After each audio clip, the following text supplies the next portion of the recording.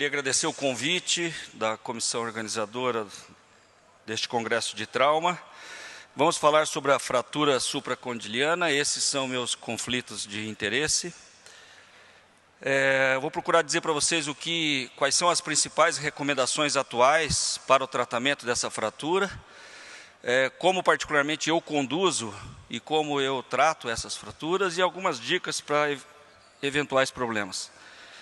Sem dúvida, para todo ortopedista, quando na sala de trauma recebe uma fratura supracondiliana, é um cenário preocupante. É uma fratura que inspira certos cuidados, principalmente no que tange a evitar complicações. Nós temos, num primeiro momento, que identificar eventuais lesões nervosas que estão presentes no momento do trauma. Essa estatística não é tão grande assim, mas representa um problema quando nós não identificamos no início. A incidência, na maior parte da literatura, diz que o nervo radial é o mais acometido, mas o mediano tem, principalmente no seu ramo do interósseo anterior, um comprometimento razoavelmente frequente também. E nas fraturas tipo inflexão, que são mais raras, nós não podemos deixar de examinar o nervo ulnar, que é o mais acometido nesse tipo. Felizmente, a maior parte das lesões nervosas são neuropraxias e elas se recuperam em até 3 meses depois da lesão inicial, ou seja, não requer uma abordagem imediata. As lesões vasculares diretas, secção da artéria, comprometimento direto, ela é mais comum nas fraturas expostas e ela também não é tão comum assim, como a gente poderia imaginar. Entretanto, essa é uma lesão que requer a presença do cirurgião vascular na sala de emergência no momento da chegada ou no momento da abordagem dessa fratura.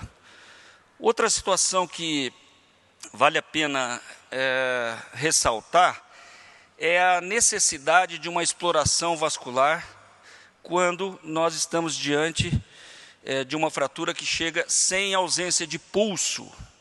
Se a mão estiver rosada, você procede ao tratamento cirúrgico, a fixação dessa fratura, e você está autorizado a apenas observar.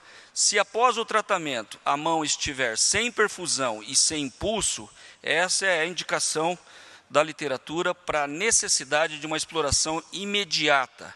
Então vejam os senhores que não apenas a ausência de pulso é mandatória para uma exploração vascular. Tem que ser acompanhada, depois do tratamento da fratura, da presença de uma mão mal perfundida, ou seja, uma mão branca. A presença da mão branca e ausência de pulso requer exploração vascular de emergência. Outra situação que também ocorre, não com uma incidência tão alta, mas preocupa muito, é a possibilidade da síndrome de compartimento. E os sinais clássicos, que todos os senhores conhecem, dos 5 Ps, hoje a literatura recomenda até uma nova abordagem, a avaliação dos 3 Ps, ou seja, uma criança que chega na sala de emergência com grande aumento de volume, com uma fratura supra e requer analgesia, o aumento da analgesia para controle da dor, a ansiedade, a irritabilidade dessa criança e a agitação psicomotora também são sinais subjetivos de uma síndrome compartimental. Isso nos tem feito mudar um pouco a abordagem junto até ao procedimento anestésico dessa criança.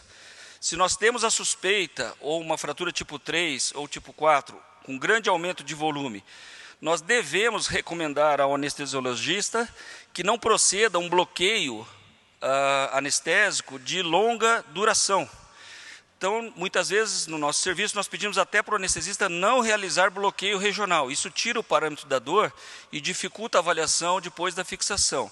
Lembrando que a síndrome compartimental ela pode ocorrer, e ocorre na maioria das vezes, até 8 horas do início.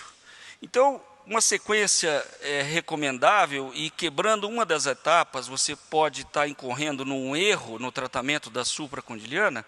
O primeiro passo é reconhecer as complicações imediatas.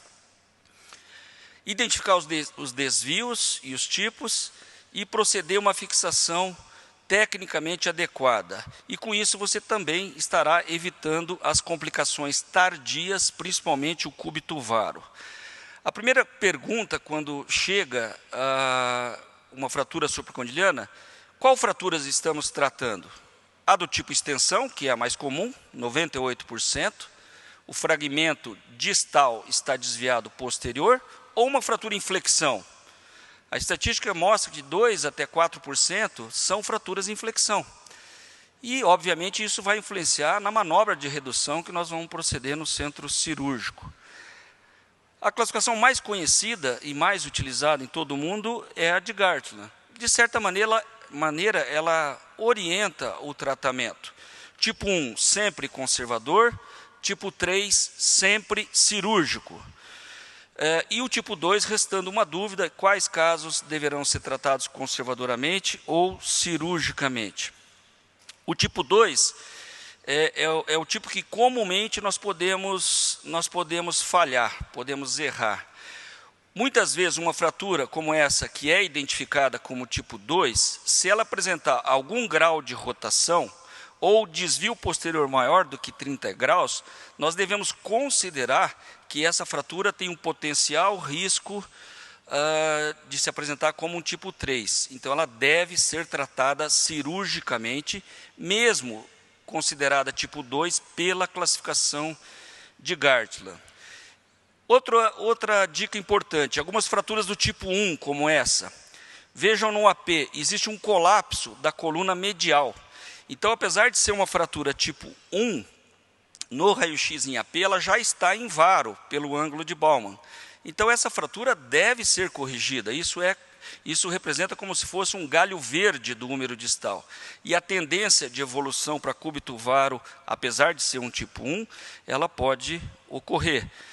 Então, na detecção de um varo já apresentando-se na fratura do tipo 1, nós devemos proceder à redução e à fixação. E mais recentemente, foi adicionado um outro tipo, que é a fratura do tipo 4, com instabilidade multidirecional. Não há contato entre os fragmentos em qualquer plano radiográfico. Essa é uma fratura de difícil condução. Outra pergunta que fica, e que isso tem mudado nos últimos 10 anos, é a necessidade de operar essas fraturas na emergência. A resposta é não. Hoje não há necessidade de operar todas as fraturas supracondilianas no momento que ela chega. Se considera aceitável não operar de madrugada, desde que não haja síndrome compartimental, lesão vascular ou fratura exposta. Ou seja, muitas dessas fraturas se apresentam no meio da noite ou durante o período noturno, a equipe está cansada, não está preparada. Aguardar o primeiro horário do dia seguinte, com uma equipe qualificada e uma equipe descansada, parece oferecer melhores resultados no ponto de vista de aceitação de desvios e da fixação.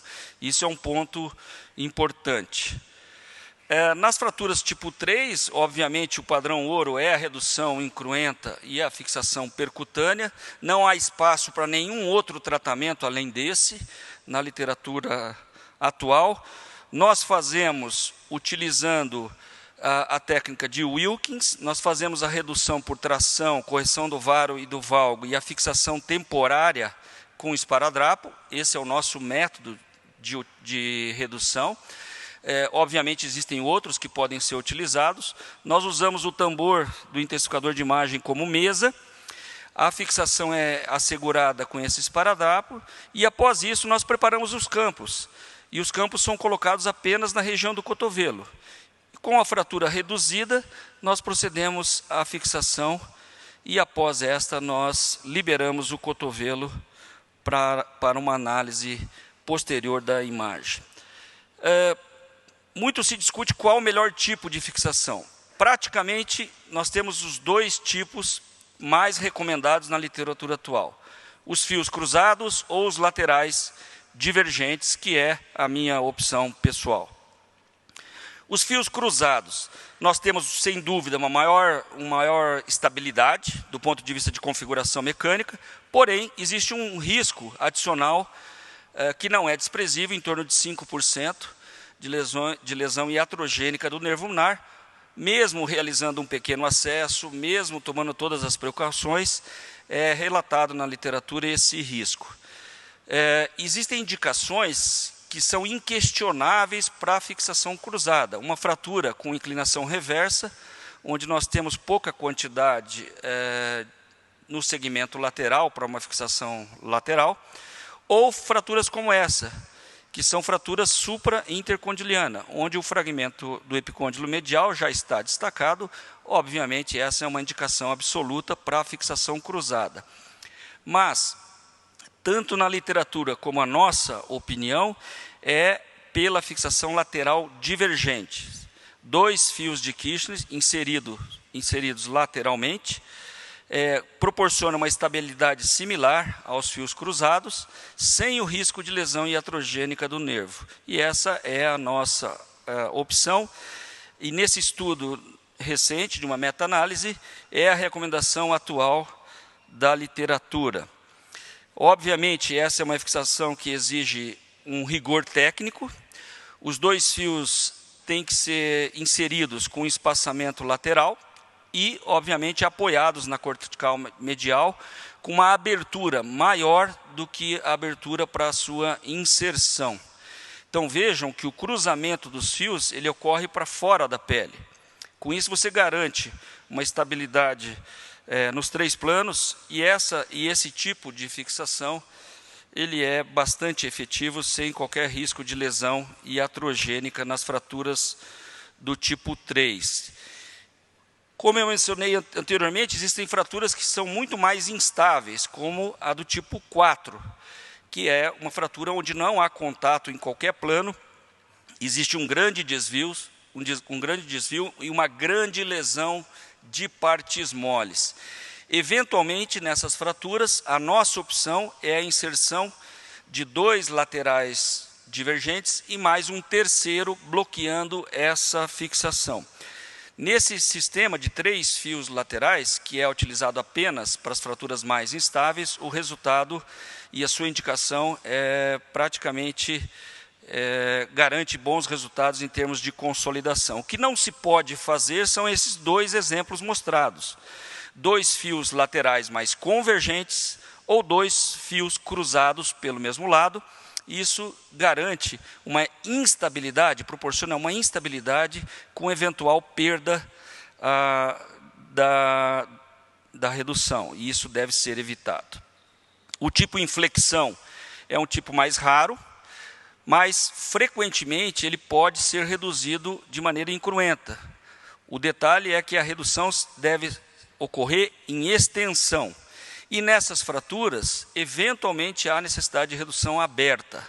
A fixação pode ser feita também com 2 laterais, ou, como foi feito dessa maneira por nós, 3 fios laterais, mas o do lado lateral, o superior, inserido de superior para inferior, sem o risco de comprometer o nervo ulnar no seu lado medial.